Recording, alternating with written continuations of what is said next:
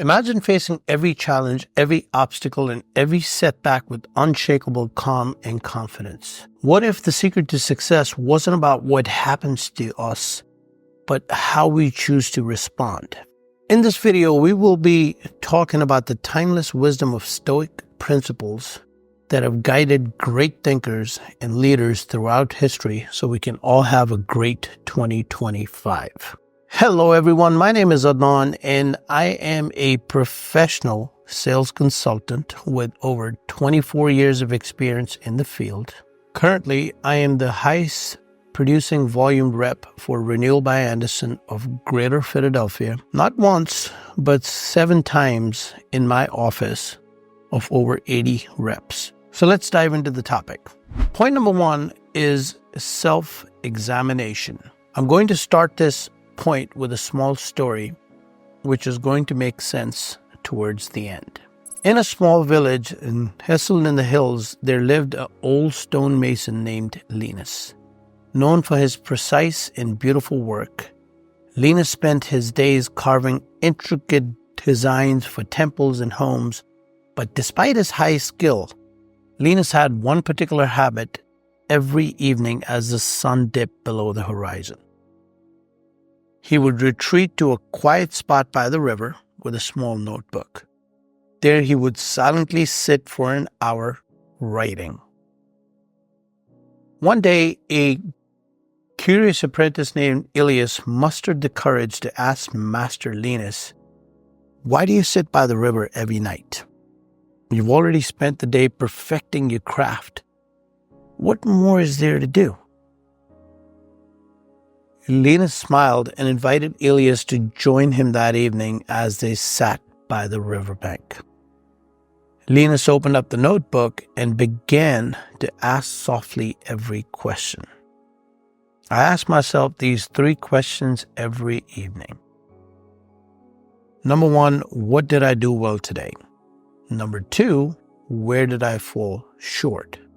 And number 3 is, how can I do better tomorrow? Elias listened intently as Linus continued.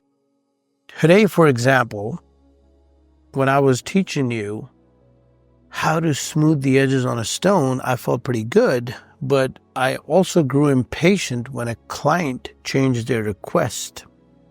So tomorrow, I need to remind myself to be more understanding as my client's vision can change. Elias was fascinated. Master Linus continued, self-examination is like polishing a stone. With every small act of reflection, we smooth out our rough edges and become better versions of ourselves. If you notice the river, it flows endlessly, but it always finds its way around the obstacles. By reflecting, I learned to flow with life instead of resisting it.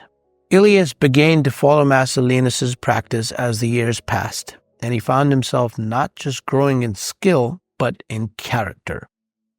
The stonemason habit of self-examination became a tradition in the village, passed down from generation to generation, helping others not just shape stones, but their own lives in great ways.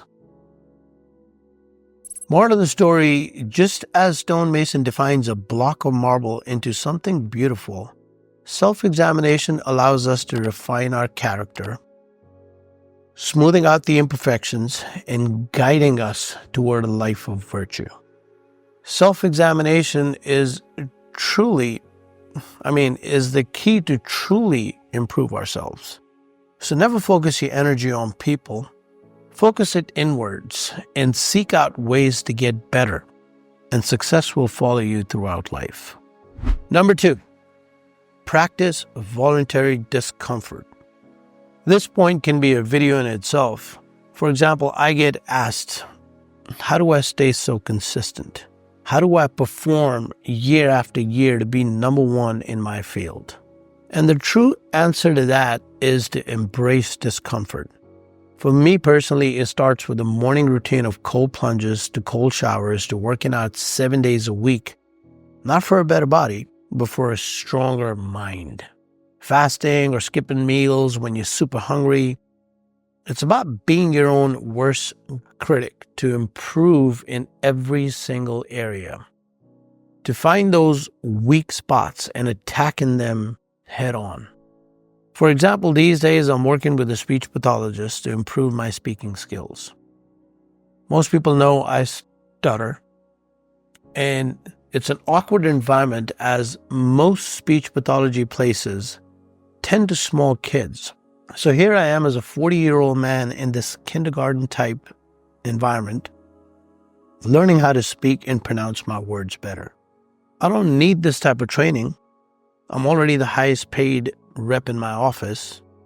No one told me that I need to work on my speech, but the reason why I do it is to break my comfort zone.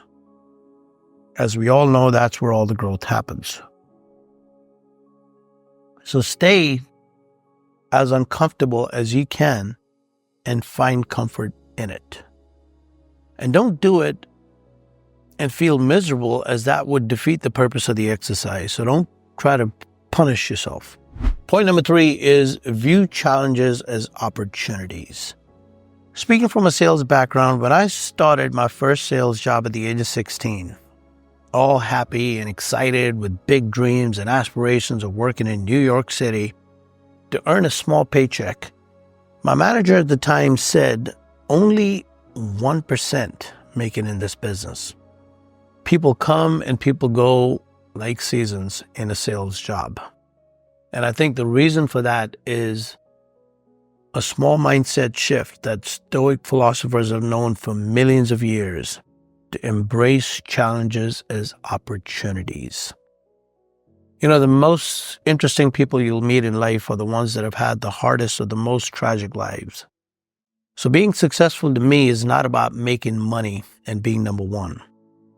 It's about hoping and wishing and welcoming a hard life.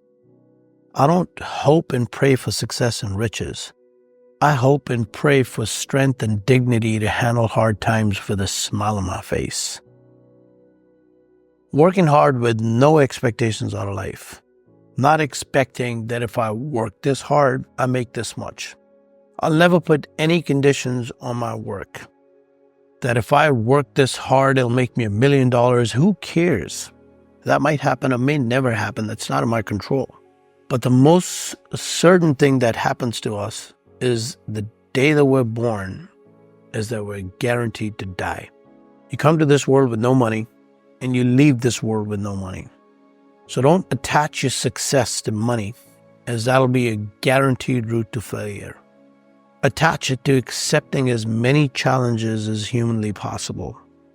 And when you do that, you'll see how God Himself will start to favor you, as you are His creation, and the universe grants you with unlimited amount of opportunities. I hope these 3 habits I like to measure my life with bring value and success to your life. I thank you all for listening. Have a wonderful day. If you have any suggestions for a future video or topic, please put that in the comment. I love reading all your comments. Thanks again for listening, and I will see you on the next one. Thank you.